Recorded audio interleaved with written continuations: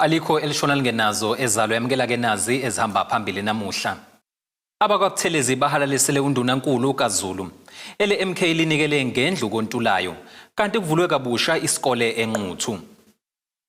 Izindaba ze1K ZNTV zifundelwa uSiyabonga wakaduma nina bezulu elidume esandlwane siyakhuleka. Isizwe sakaButhelezi sesihalalisele undunankulu kaZulu umfundisi uThula Sizwe Buthelezi ngomsebenza unikwe yisilo samaZulu indlulamithi ukuthi abe ngundunankulu kaZulu. Lokhu kwenziwe yindlu yasemcakwini emcimbini obusedolobheni iBabanango maphakathi nelikaMthaniya namuhla. Kube nendumezulu yomcimbi obusenkundleni zemidlalo eBabanango njengoba ke isizwe sakaButhelezi endlini yasemcakwini wenzeke umcimbi ohalalisela undunankulu kaZulu umfundisi uThula Sizwe Buthelezi ngesikhundla sinikwe indlulamithi amakhosi isilo misizulu kwaze lithini umndeni wakaButhelezi bathi ukuqoka kandunankulu kusho likhulu kubo futhi nalabo abangahambisani nokuqoka kukaShenge bakuthatha ke njengokugcwanekela noma ungahloniphi isilo samabandla uqobo. Thina ke singamaZulu ubuZulu sabuthenga ngegazi ngesikhathi sobaba omkhulu asikwazi ukuphambuka sibukele phansi isilo sithi idiscretion yesilo inama boundaries. Thina sazi ukuthi isilo simlomo ongathethi imanga uma sesikhulumile sikhulumile. So ke umuntu ophikisana nokukhethwa kukaThula Sizwe njengondunankulu kaZulu lokho thina sikubiza ngokuthi ukugcwaneka hayi ukugcwaneka kuphela undunankulu kaZulu kodwa ukugcwaneka sona isilo uqobo ngoba kusho ukuthi uyakususa lokhu ukuthi isilo siwumlomo ongathethi imanga. Thina sazi ukuthi akekho umuntu okhuluma uma sekukhuluma isilo. Lolu suku likhulu kakhulu kemlandeni wamaZulu njengoba mhla isilo sikhomba uShenge kwabuyisa ithemba ngemumva kokuthi ke isizwe samaZulu salahlekelwa ngundunankulu wangaphambilini umntwana wakaPhindangene. Kuyasithokozisa thina njengoZulu ngoba bekusikhalisa ukuthi benindawana la esiyisikhala. Sivalelile isikhala namhlanje uShenge usondunankulu kaZulu. Futhi siyambona ukuthi futhi siyamethemba ukuthi uzowenza umsebenzi wakhe njengendoda yakwaZulu. Futhi akusikhona ukuthi uShenge simbona manje. Belokho khona phakathi kwethu ehamba namntwana waPhindangene. Sinalo ithemba lokuthi okuningi okuncele umntwana waPhindangene futhi uzowenza umsebenzi wakhe ngendlela efanele. Kanti kondunankulu amaZulu esikhulumela uthuke kuningi okusezinhlelweni ukuthuthukisa intsha kanye nomphakathi. Isilo siqale ngokuthi sibuyele esihlalweni seNgonyama Trust ukuze siyisingathele isikhwama esihlose ngakho ukuthi ikakhulukazi abantu abasha bakwaZulu bakwazi ukuhlomula ngemfundazwe bekwazi ukuqeqeshwa ikakhulukazi kwezolimo. Ngakho ke siyazi ukuthi njoba iNgonyama iseyibambela iNgonyama Trust kukhona izithelo ezinhle eseyiqalile ukuvela nezovela esibonayo ngalokho ukuthi intuthuko izozinza lapha kwaZulu. Lo mcimbi ke ubuhlonishwe ngamakhosi aseNdlunkulu, abantwana baseNdlunkulu, abefundisi nomphakathi uqobo. Lezi ke izindaba ze1K ZNTV ngingosamkeliswe Nqulunga ngiseBabanango. Iqembu lomkhonto wesizwe livule ngokusemthethweni umuzi womndeni ebese behlale isikhathi eside ungekho esimene esigculisayo endaweni yasemzinto emahlongwa okwenoliseningizimi nesifundazwe kwaZulu Natal. Lo mndeni ubusuhlale isikhathi eside endlini engagculisi kanti ke nesimo besingesihle njengoba bengathatha entweni. Injabulo ibibhalwe ebusweni kwisagugu esineminyaka engama-97 97 ngesikhathi simukeliswa indlu yase yakhiwe yiqembu umkhonto wesizwe endaweni yasemzinto emahlongwa ngaphansi kwamasipala uMdoni. Indodakazi yesaguga ithi isimo besingesihle njengoba bebehlala endlini obengena kuyimvula uma kunetha uthi ngisho impahla babenayo yamoshwa imvula. Isimo besisimbi kakhulu besihlala siba u3 mina uma wami kanye nendodakazi yami. So besinethelwa makunomoya besingawuzana nokulala khosi uthayela bubanga umsindo kuze kusemnyango la ebengilala khona mina njengoba sihlukene izindlu bekufanele ukuthi semnyango ngoba amanzi abegcwala phansi bese kusho isidingo ukuthi uma ugeza ngisho ungageza khona endlini into kade kuyiyona ngoba yonke impahla yasendlini yabola neTV yafa kwafa nje yonke into yayikhona ibulawa yini izimvula. Uthi babe ubhalisile umxhaso kodwa bangawuthola futhi amagama abo uthi abengaveli ohlwini lababhalisile. indlu yoxhaso sayibhalisa ngafike ngabhalisa igama lama ngabhalisa igama lami ngabhalisa igama lafowethu ngasekho ngithe mase sibhalisile mase kufanele kuphume amagama awaphuma maye wonke amagama waze washona umfowethu indlu yakhe umxhasi ngaphumanga uyabona uma ukhuluma ngenjabulo injabulo yaqala kusambiwe ifoundation ungangoba itheni iphela indlu bengasala ngisho ebusuku ngizimagina ngilele kuyona inhlobo esijabulela ekhaya sijabule ngisho ingane yami soke sizukufudumala sizwe nemvula sizwe ngendaba. Umzukulu wesaguga uthi indlu ugoga behlala kuyona ibingeyinhle neze ekubeni sekhulile uthi bajabulile kakhulu ukuthi usezolala endlini esesimene esihle. Ujabulile nje namhlanje kakhulu ngoba yakho nje sokwazi ukuhlala kahle endlini eright ene-roof eright enesicapha sikwazi ukuzivala kahle because the previous house sijoye ukuhlala kuyona besingakwazi ukuvala kahle and njengoba emdala ngako uvuje ukuvukelwa ingqondo mevukelwa ingqondo uba namandla avule iminyango ebusuku afuna ukuphuma ahambe and that time nasuke ngilele ngingaboni uvukelile lezo zinto zakhe. Usihlalo weqembu umkhonto wesizwe kwisifundazwe KwaZulu-Natal uthi ngesikhathi lakuleli lithola inkululeko kwakuwukuthi wonke umuntu aphila impilo engcono. Uthi akufanele ukuthi kube khona umuntu namanje abahlala ezindlini ezingagcolisi. Ngoba ngesikhathi sithola inkululeko kwakuwukuthi wonke umuntu aphile impilo engcono. Kule minyaka ke ewu30 edlule noma ewu34 edlule sithole inkululeko. Bekubalekile kuthina ukuthi kungabikho umuntu ongenayo umpheme wokuhlala. Makunizulu kungenamanzi endlini akufanele ukuthi kube nesimo esinjalo. Akufanele futhi ukuthi sithi sivota yonke leminyaka bese kuba khona imndeni engakwazi ukuhlala ngokuthula mangabe kuhloma izulu. Lendlu bekuhlela ukuthi ivulwe ngokusemthethweni umongameli waleli qembu uJacob Zuma kanti igcina ivulwe indodakazi yakhe umsholozi uDuduzile Zuma. Leli qembu libe selidlulela emcimbini wokwethula usomqulu wezethembiso zaleli qembu obubanjelwe igama lakhe ogwinoseningizimu nesifundazwe. Lo mbiko benwethulelo Zamando Sicele kwezindaba ze1 KZN TV ngisemzinto. Ungqongqoshe womnyango wezemfundo KwaZulu-Natal uMbali Fraser uthi lokhu kuyisiqalo sokwakhiwa kwekusasa leningizimu Afrika. Lokhu ukusho kubafundi ngenkathi kuvulwa ngokusemthethweni isikole samabanga aphakeme ekucabangeni. Ungqongqoshe uthi lesikole siphothulwe kulonyaka kanti ke sithathe imali elinganiselwa kwizigidi ezingama-78 zamarandi. Ube senxenxa abafundi ukuba bazimisele bephinde bephathe kahle isikole sabo. Ungqongqoshe womnyango wezemfundo KwaZulu-Natal uMbali Fraser uthi ukwakhiwa kwalesi sikole kuvula amathuba omsebenzi kubantu abaningi. Namhlanje njengoba silapha sihamba nomeluleki kamongameli sihamba nenkosi yesizwe unkosi uMlife sizovula isithabathaba sesikole sethu ekucabangeni secondary school okuyisikole lesi esisikhande ngo78 million rands okuyisikole esidale amathuba omsebenzi amaningi ngendlela eyisimanga kodwa okubaleke kakhulu ukuthi abantwana bethu abakhele ndawo sebese zingeni nabo elifana nezinye izikole nezakwenzinye indawo njengoba sila namhlanje sizovula ngokusemthethweni sizothi kumphakathi nasi isikole senu esikhandele uhulumeni. Kanti umeluleki ovisini likamongameli uJomo Sibiya ungomunye wabafunda kulesi sikole phambilini kanti uthi kusasa labafundi bakulesi sikole ngeke lisafana. Ngafunda kulesi sikole sasiyenye into phakathi ka91 no95 and namhlanje uma usibona indlela esesiyiyona uyabona ukuthi isikole esisezingeni ongasibiza nge-state of the art school. Uma izinto uMEC abezisho la uzibheka isikole sinama class awu32 sinama science labs sinama libraries nayo yonke into izingane zala ikusasa lazo ngeke lisafana.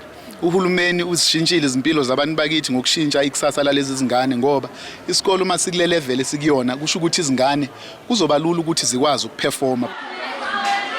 Khona manjalo inkosi yesizwe uBokang Molefe uchaze lesi sikole njengesikole besilidinga kakhulu ushintsho. Isikole lesi eminyakeni yangaphambilini mawawuthi usibuka ubuke isimo saso uyibuza ukuthi engabe abantwana ngaphakathi bakhopha kanjani kulesi simo salamabhilidi asekhule ngalolu hlobo njengoba umzwile nomhlonishwa la umeluleki ofisini likaMengameli wezwe ukuthi babefunda kulesikole kule yaminyaka yangaphambilini kodwa yathi uma sibuka samakhosi aseNdlunkulu sibuka isikole siguquka sakhiwa siba kuleli zinga elikusona njengamanje lokho kwasijabulisa kakhulu kunikezela ke manje ekuthenini uma abafundi abazobe bekhona la ngaphakathi kulokhu yakuyikhandla nokuyimisela ukubeka indawo yasenquthe ezingeni sekuyoba ukuphinda phindiwe befundela endaweni ekhombisa ukuba nempilo nekhombisa ukuhlonipheka ngendlela eyisimanga ngokuthi uhulumeni wethu kulesi sifundazwe saKwaZulu Natal asakhela isakhiwo esifana nanjengalesi sikubonga kakhulu lokho kumama uFraser nakumhlonishwa ubaba uSibiya. Ungqongqoshe bese phonsa inselelo kubafundi bakumatikuletsheni. Isikole sabo abasiphathe kahle kodwa obekubaleke kakhulu sithola ithuba namhlanje kuseni lokukhuluma nabo ukuthi kusasa labo leli uma befisa ngelinye ilanga ukuthi iNingizimu Afrika ifane namanye amazwe amakhulu abafunde bahloniphe benze konke othisha bacela ukuthi bakwenze. Thobeka Dladla ezindabeni ze1 KZN TV eNquthu. Umndeni wakaMasuku esigodini sasemhambuma kwaSithebe eMandeni uthi ke usuhambe kwaguga isicathulo zama ukulungisa ukuthi bafihle ithambo labo. uSiphamandla Masuku isidumbu sakhe satholwa ngamaphara enkundleni yezemidlalo sesiqala ukonakala ngaseqaleni kwanyaka wedlule. Lo mndeni uthi isidumbu sikaSiphamandla selokhu siduve emakhazeni kahulumeni abafuna ukusidedela ngenxa yokuthi udokotela wayehlola isidumbu wanqaba ukunikeza lo mndeni incwadi. uSiphamandla wahamba ekhaya ngumuntu oyofuna amatoho kodwa ke wayengaphilile kahle kanti futhi kuyavela ukuthi bebuye ebheme newunga kungaleso sikhathi ke anyamalala wangabuye ekhaya kanti umngani wakhe uzoxoxa ukuthi kuyabonakala erenki amabhasi eStenga babeke sebehamba beyombheka yilapho ke abathola khona ngokushona kwakhe. Sizula lonke iStenga lesi hayi siphethe isithombe sakhe elinye iphara lasho lathi hawu umkhulu lo thina simazi ngomkhulu hayi ngaleli gama enimbiza ngalo. Sizula bese ethi omunye umfana sihambise kwabanye athi lona omunye hawu bafo batshele awubatsheli ngani khuluma iqiniso wena engafuni esaba ukuthi uzothi yakhuluma kanti sihamba namaphoyisa ethi hayi khuluma ubatshele bese yasho kumfana ethi hayi bo mama lo umfana nimfuna umkhulu sewashona samthola egroundini eseshonile sasibiza amaphoyisa amthatha amuse moshwari kwakuyisonto ngalelo langa masi sithi kwathola ukuthi makuyisonto ke lathi iphoyisa hayi ngeke sikwazi ukuvula sikwazi ukumbona. Lo mndeni uthi ke usuqeqe kaningi usama ukuba kubafihla ithambo labo ngaphandle ke kwempumelelo baveza ukuthi emakhazeni kahulumeni banqaba ukubanikeza isidumbu kuze kube yimanje ke abanayo incwadi kadokotela yokuthi bayokwenza isitifiketi sokushona. Abese bethi sithi thina sicela phela ukuthi nesenzele ke incwadi ukuze sikwazi kumthatha benqabe bathi hayi kufanele siyofuna incwadi lapha masithi sicela nisenzele ilokhuzana incwadi kadokotela phela ukuze sikwazi ke ngothatha siyoshaya isitifiketi sakhe sokushona. Hayi le ntombazana lokho ingafuni ukuyibaleke ingafuni ukusitshela ukuthi iphi lo ncwadi na saze sabuya sathi masiphuma khona nayi vele isuke ngemoto ayibaleke ithe ijika ethi kuthiwa asenze iDNA. Ake sihlabe ikhefu sihlangabeze masibuye ezitolo.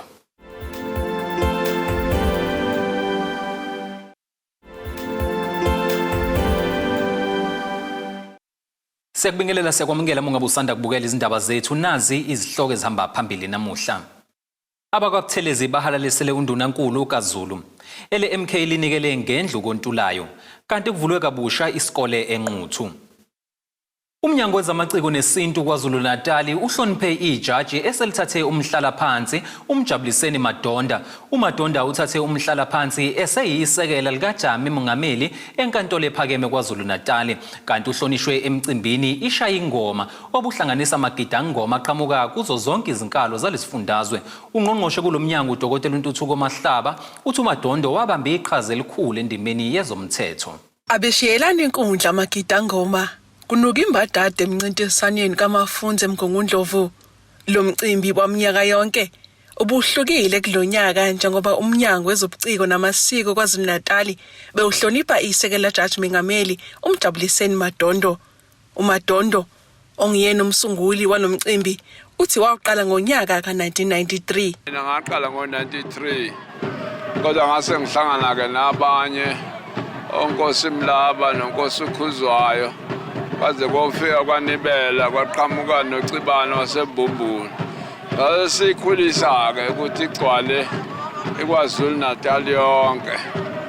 Sinenhloso nje ebalekile ukuthi kulabo bantu abasinana abaculayo nabecraft ngoba kwangewona ingoma kuphela maningi amanye ama-genres abekhona.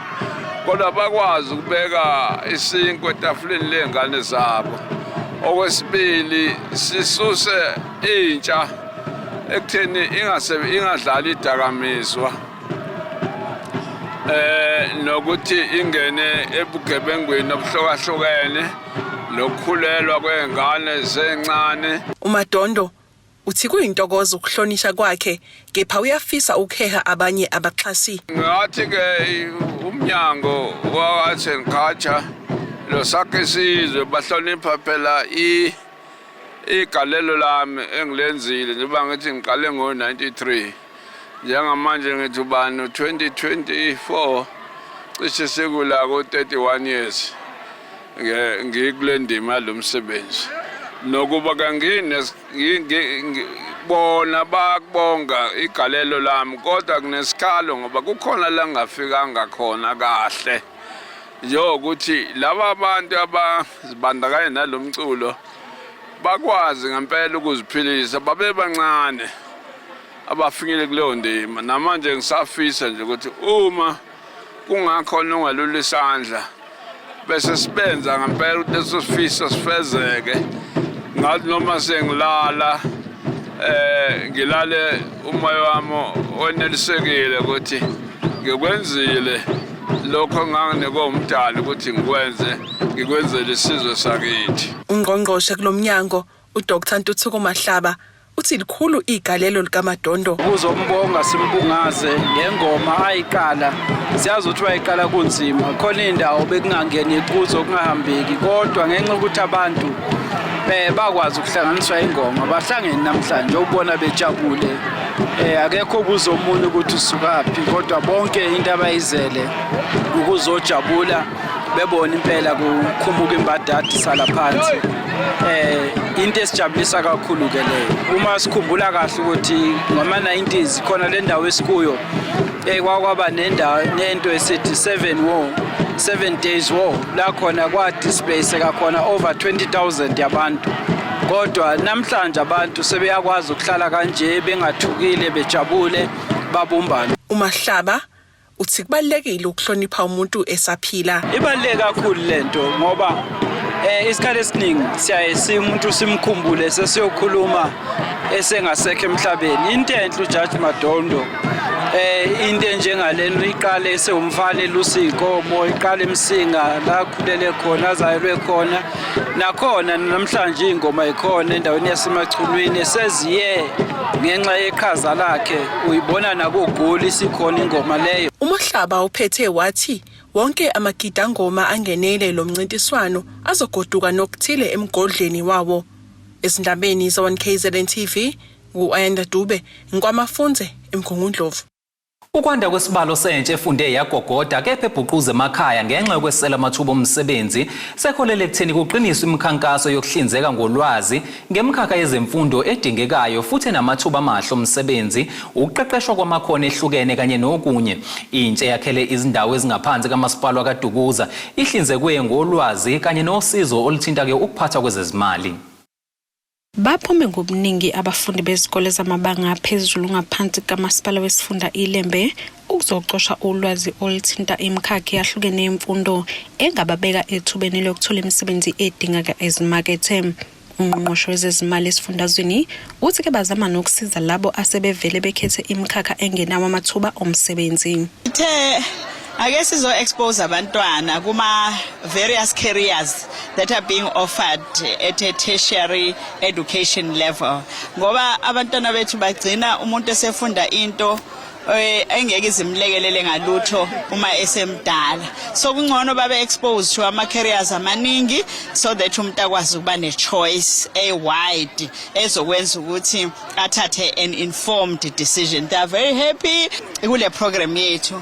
Sicabanga ukuthi bengafanele kuyabantwana besikole kuphela abase kwi basic education level kodwa ngisho umntwana nje ohlele ekhaya we have a number of unemployed graduates. Maybe if they can be exposed to the curriculum offerings from various colleges of education bangakwazi ukuthi mhlawumbe umuntu aconsiderishe ukubuyela esikolweni ayokwenza i-reskilling so that akwazi ukuthi ayiphilise going forward. Izikhungo zemfundo ephakeme hlanganisa ke nabaqeqesha amakhono ngokwahlukana abezolimo nokunye okuningi bahlinzeke ngolwazi oludingekayo kanti abafundi balithokozelele lethuba eliyingqayizivele. Ngoba nakho ngenza umatric 2024 sengiyazi ukuthi next year ikhona UKZN bakhona nala bazositshela ngama-bursaries ukuthi akhona khona la ezike sifunda ulwazi engilitholile lana ezimina ngifuna ukwenza i-accounting maningi ama-bursaries engawathola ziningi izinto engayithola ama-learnerships ezingifuna ukwenza i-accounting. Lolu hlelo luza nje kuzokhumbuleka ukuthi la kuleli libhekene nengwadla kwantuleka kwamathuba omsebenzi nosekuchaphazeleni nalabo abafunde bagogoda. Usomlomo kamasipala iLembe ugqugquzele ukungashalazelwa kwamathuba afuze lawa. Uma kuukuthi khona umkhakha owuthathile ubona ukuthi awuphumeleli zama phela ngoba uhulumeni uyawaletha amathuba. Grab ama opportunities la uhulumeni awatholayo ukuze ube nama skills azokwazi ukuthi uqhubeke nempilo. Sikhuluma ngama TVET colleges la khona kuphuma uplumber thina siyiLembe siyi water authorities sisebenzisa into ethi siletha amanzi emphakathini nama toilets but uma sekukhona umuntu oskilled eLembeni asikwazi ungamthathi njengeLembe because usane skill esisidingayo eziLembe. Uma kufika usonkontilaki ethi uza nomuntu thina siveza laba bantu esebe skilled ngalezi zinto ezikhona esizenzayo eziLembe bakwazi ukuqhubeka bakwazi ukusebenza. Indabeni eziwani KZN TV kube kuntombi khona Mvubu ngiseThekwini. Osomabhizinisi abasafufusa basenkandla bathola ithuba lokubukisa ngomsebenzi wabo wezandla ebiyinhlobonhlobo ngenkathi kuqhubeka umcimbi. Iningi lalabo osomabhizinisi lemikhiqizo abayenzayo bayayidayisa ukuze kungalali ikade eziko. Osomabhizinisi abasafufusa basenkandla bajabulela ukuthola ithuba lokubukisa ngomsebenzi wabo wezandla onhlobonhlobo ngenkathi kuqhubeka umcimbi kamasipala nalapho ubuzoqhakambisa khona amagalelo osomabhizinisi abasafufusa kule ndawo. Siyabonga ukuthi umasipala asibize emabhana lesi. Sicela ukuthi umasipala uma sicela uxhaso kumasipala ukuthi asiza sixhase. Sikwazi ukuthi sithole imali, sikwazi ukuthi kuthuthukisa nabanye abantu basemakhaya. Ngoba umsebenzi wethu awuhambi, ugcina uphele khona lapha. Singacela ukuthi umasipala sixhase amaqhamuka sizothi sibonga ukuthi nje sibizile, muyasibiza futhi akaqali hlezi sibiza ukuthi asiphume indawo ezikude ukuze sibone abantu ukuthi bathandane, sishintshe nathi izinto eziningi. Lokho ngakuhle nathi kusijabulisa nathi sithuthuke siye phambili ngoba abantu abahlezi emakhaya basenkingeni bahlupheka. Abanye baze bathola baye ematshwaleni, abanye badla idakamizwa ngenxa yokuthi balahla amathemba ukuthi bayabona ukuthi abasizakala. Jabula kakhulu indlela ewenza ngayo umkhandlu wethu ukuthi size sizo showcase ama talent esinawo because kuyiqiniso ukuthi akusithina sonke sizoqashwa so siyafisa ukuthi umasipala wethu wasenkandla uqhubeke nokwenza kanje mhlawumbe kwesisikhathi usibizela ama-tourist ukuthi sizo-showcase nje with different ngoba kundlaliwe nje kula sizo-showcase ngakho. Imeya lomasipala enkandla iphinde yadlulisela ngezimbuzi kulabo abangabafuyi yanxusa uba lemfuyo abayitholayo bayiphathe kahle. Kanti kanjalo nosomabhizinisi abasafufusa baphinde bahlomula ngezinsiza kusebenza. Kulekelela izakhamuzi zasenkandla ngeinsiza kusebenza ikakhulukazi ekwazini ukuthi bakwazi ukuyiphilisa. Sibanikeza imfelandawonye, sinikeza izimbuzi, sibanikeza izinto zokwazi ukuyiqalela amathuba emisebenzi. Ezindabeni ze-KZN TV kubikuthi abantu maphumulo enkandla. Ake siye ngasezitolo sihlangabeze Masibuye.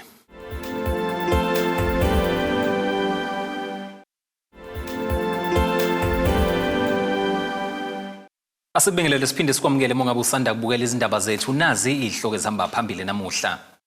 AbakwaButhelezi bahalalisele undunankulu kaZulu. MK linikele ngendlu kontulayo kanti kuvulwe kabusha isikole eNquthu. Kuleli qophelo ke singena sijule engosini yezomnotho.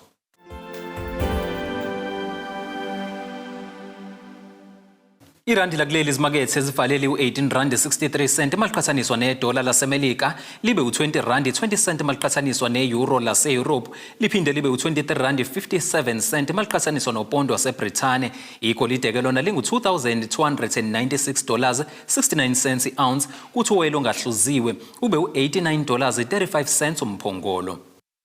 Ake sikubhekele engosini yezemidlalo. Umgadli we-Richards Bay FC uSomile Ntshundwana ujatshuliswa ukuthi bazobhekana ne-Kaizer Chiefs benenkinga efanayo. Lamaqembu azotholana phezulu kwe-DStv Premiership ngesonto libumbene lesithathu ntambama eKingswellithini Stadium eMlazi eThekwini. Isimo ke sibi kwiBay njenganalokhu selokhu kuqale lesizini ileleke isibili uma kusukwa emsileni. Inamaphuzu awu-17 emidlalweni ewu-23. Kulesi sibalo ke isinqobe emine nje kuphela yaseke idliwa kwe-14. Indawo ekuyona ibeke engcupheni yokudliwa izembe uma kusongwa isizini ingasukile. Ukuhlala kunombolo 15 ukunikeza ithuba lokuyolwela ukuhlala kwi-Premiership neqembu lesibili nelesithathu akuMountsepe Foundation Championship. Uma ke uhluleka lapho wehlela esigabeni esingaphansi. Ake sibheke isimo sezulu esingalindeleka.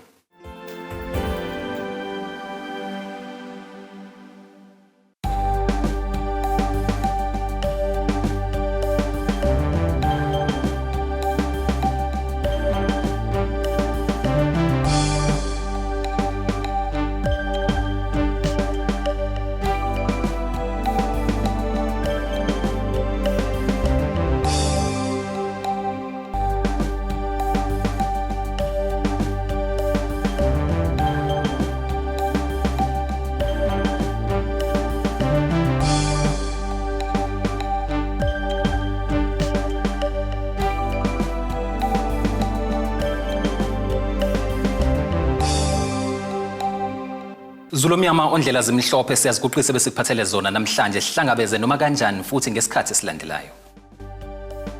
Abethuli bethu bezindaba baxhaswe iTulis Bayview Bridal. Ungabashayela kulezi zinombolo ezivelile